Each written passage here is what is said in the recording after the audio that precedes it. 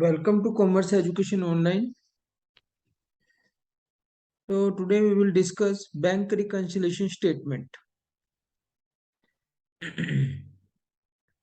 देखो नॉर्मली हम क्या सोचते हैं कि जो हमने बैंक में पैसा डिपॉजिट कराया वो हमारा डिपॉजिट हो गया। सपोज करो आपने घर में कैश बुक रखी हुई है, अपने ऑफिस में कैश बुक रखी हुई है और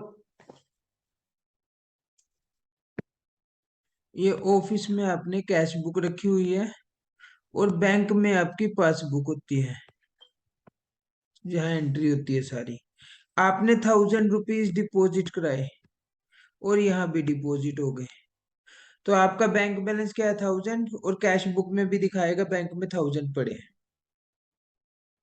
आपने यस सर। 500 निकलवाए हैं, 500 निकलवाए हैं, तो दोनों तरफ 500 शो करना चाहिए।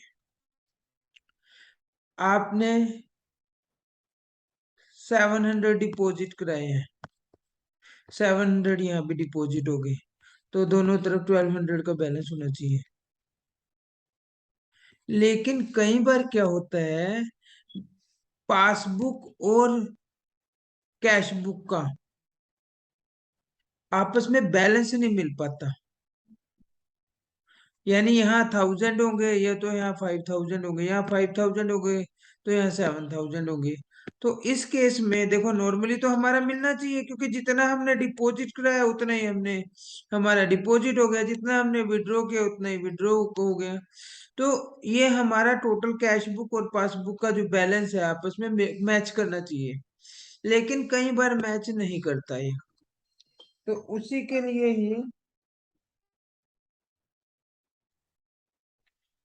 के लिए ही बैंक रिकंसिलिएशन स्टेटमेंट बनाई जाती है।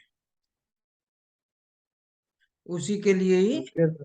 बैंक रिकंसिलिएशन स्टेटमेंट बनाई जाती है। सर जब कैश बुक और पासबुक डिफर करें। हाँ,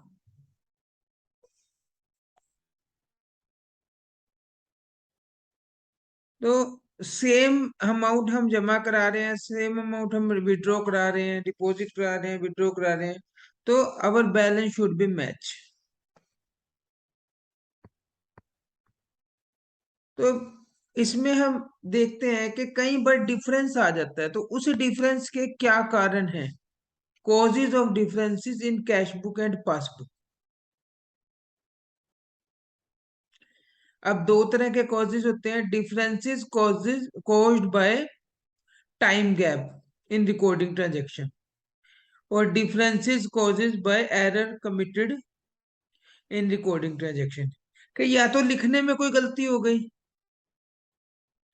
कि हमने कैश बुक में हमने कैशियर हमने 1000 रुपीज डिपॉजिट कराने के लिए भेजा और हमारे कैशियर ने 10,000 लिख दिए।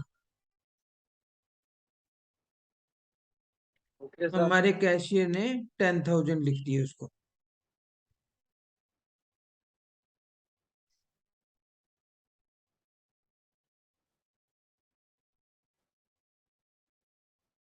यह क्या हो गया कि हमने 10,000 डिपॉजिट कराए, हमारे कैशियर ने 1000 लिख दिए। तो इस तरीके की एरर्स हो सकती हैं। ये तो है एरर वाला पार्ट। और एक होता है टाइम गैप, कि हमने ये कैश बुक है और ये पासबुक है, बैंक है मतलब बैंक ने 1000 रुपीज हमारे अकाउंट में इंटरेस्ट डाला, ओके सर। लेकिन हमें पता ही नहीं लगा। जब पता लगेगा तभी तो कैशियर उसको ऐड करेगा। तो ये टाइम यस गैप सर। वाली होती है ट्रांजेक्शन। तो इनकी वजह से डिफरेंसेस आ जाते हैं। अब सबसे पहले करते हैं हम differences caused by cash time gap. First of all, cheque issued but not presented for payment. Cheque issue किया लेकिन प्रेजेंट नहीं हुआ पेमेंट के लिए। ये आपकी कैश बुक है और ये पासबुक है। हमने चेक 1000 का इशू किया, मैंने कुशल के नाम चेक इशू कर दिया, लेकिन कुशल बैंक में अभी तक निकलवाने नहीं गया, तो मेरी कैश बुक तो शो करेगी 9000 रुपीज है, जबकि बैंक में 10,000 रुपीज होंगे। क्योंकि 1000 कटे ही नहीं उसके अकाउंट से। यानी when a check is issued to a creditor by the firm, it is immediately recorded on the credit side of the bank column of cash book। साथ के साथ हमने क्रेडिट साइड में डाल दिया उसको। But the bank will debited, bank अपनी मर्जी से थोड़ी डेबिट करेगा। Bank will debited firms account only when the cheque is actually presented for payment. Bank उसे तभी माइनस करेगा जब वो प्रेजेंट होगा। सपोज करो कोई 10 दिन तक मैंने जिसके नाम चेक काटा वो 10 दिन तक लेने ही नहीं गया बैंक में, 20 दिन तक लेने नहीं गया, होता है ऐसे। तो उसकी वजह तो से भी डिफरेंस आ जाता है। ये टाइम गैप हो गया कि चेक हमने इशू किया, हमने कैश बुक कम कर दी। और सर लाइक अगर वो उस टाइम के बाद अगर 10 दिन बाद वो अपने में सर ऐड कर लेते चेक, फिर अगर हम लोग ने उसे चेक काट के दिया फिर वो 10 दिन बाद अपने में ऐड कर लेता है, हाँ। नेक्स्ट है चेक फिर वो paid into bank but not credited. इसी तरीके से मैंने क्या किया, 10,000 रुपए का चेक डिपॉजिट कराया था बैंक में, ये सर। लेकिन अभी तक वो क्रेडिट नहीं हुआ, या तो उसके ऊपर आगे की डेट डली हुई थी या कोई और प्रॉब्लम हो गई, बैंक में डिपॉजिट नहीं हुआ, तो डिफरेंस आ जाएगा। Okay sir. नेक्स्ट है cheque paid into bank for collection but डिसोनर्ड।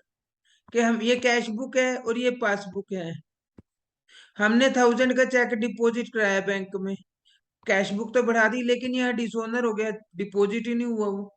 ऊपर वाली सिचुएशन है सेम। Yes sir. ऐसे ही इंटरेस्ट अलाउड बाय बैंक, ये कैश बुक है, ये पासबुक है। बैंक ने मुझे 50 रुपीज इंटरेस्ट के दिए, तो बैंक घर थोड़ी बताने आएगा हमें। वो तो जब हम मिलाएंगे ना, बैंक रिकंसिलिएशन स्टेटमेंट करेंगे, तब पता लगेगा कि 50 रुपए इसके कारण डिफरेंस आ रहे हैं। ऐसे ही यस बैंक सर। ने ओवरड्राफ्ट का इंटरेस्ट चार्ज किया, तो वो भी नहीं पता लगेगा, उसका भी डिफरेंस हो सकता है। बैंक ने कोई चार्ज लगाया, बैंक में से तो कम हो गया, लेकिन पासबुक में से कम नहीं हुआ, वो कैश बुक में से कम नहीं हुआ। इसी तरीके से किसी कस्टमर ने डायरेक्टली हमारे अकाउंट में डिपॉजिट कर दिया, ये कैश बुक, ये पासबुक।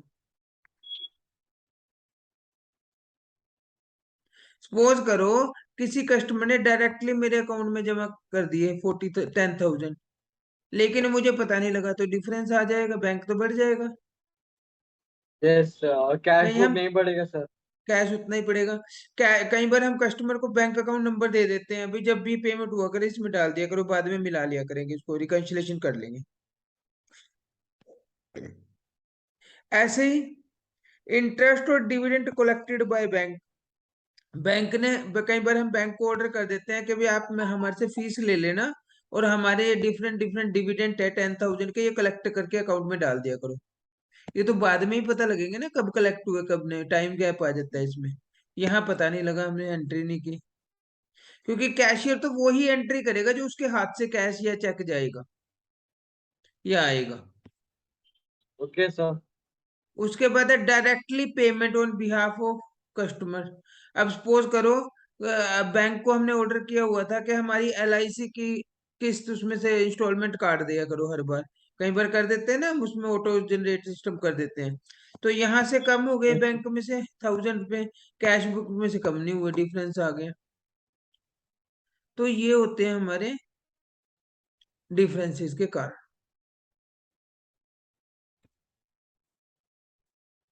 इसके लिए हमें बैंक रिकंसिलिएशन स्टेटमेंट बनानी पड़ती है। Reconciliation okay sir. statement is prepared when an account holder gets duly completed passbook from the bank। Bank से पासबुक कंप्लीट कर लेता है तब उसको रिकंसिलेशन करनी पड़ती है, क्योंकि मैच नहीं करता बैलेंस कैश बुक और पासबुक का। Immediately on receiving the passbook, the he tallies the bank balance and shown in the cash book. जो कैश बुक में बैलेंस मिला हुआ है वो पासबुक से मिलाता है। ओके तो sir. In case of any difference, अगर कोई डिफरेंस आता है, तब हमें क्या करना पड़ता है, बैंक रिकंसिलिएशन स्टेटमेंट करना पड़ता है, यानी कैश बुक और पासबुक को मिलाना पड़ता है।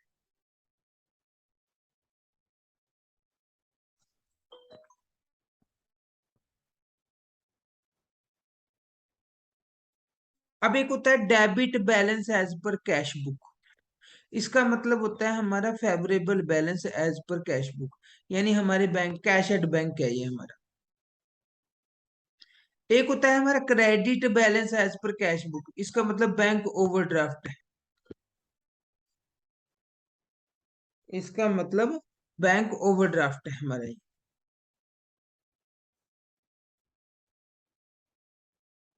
सर आपने वो प्लस क्यों लिखा है सर, वो कैश बुक के प्लस आगे का पहले मतलब, वाले में? इसका मतलब फेवरेबल बैलेंस है, बैंक ओवरड्राफ्ट का मतलब माई नेगेटिव बैलेंस है कैश बुक का। और पासबुक का डेबिट नेगेटिव बैलेंस होगा हमेशा, क्रेडिट पॉजिटिव बैलेंस होगा। Okay sir.